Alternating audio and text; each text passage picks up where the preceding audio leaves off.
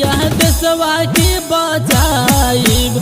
खैले बानी माई के क्रिया देशवा के बचाइब।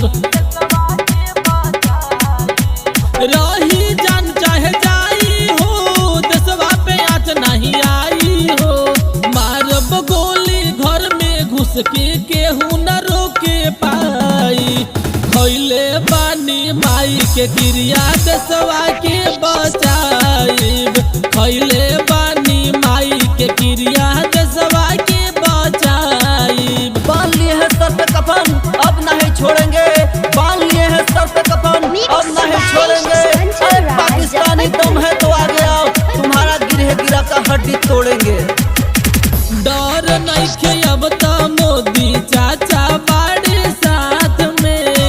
कहबो न जाई देशवा पाकिस्तान के हाथ में।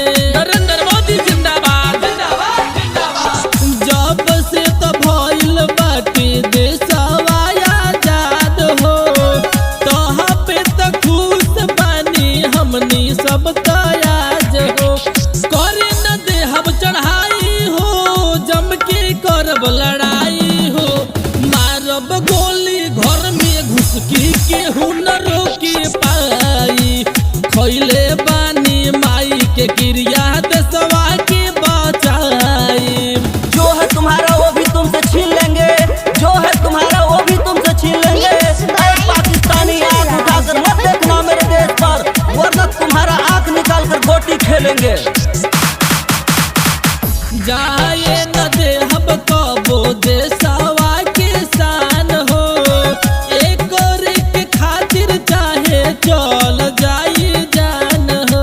महात्मा गांधी जिंदाबाद जिंदाबाद जिंदाबाद। मिल गइल बाटे ऑर्डर करे की लड़ाई। कोई घुस बैठी अब तो बच नहीं पाई। मारब चाहे मराई बहो, पीछे न मुड़ के आई बहो। मारब गोली घर में घुस के केहू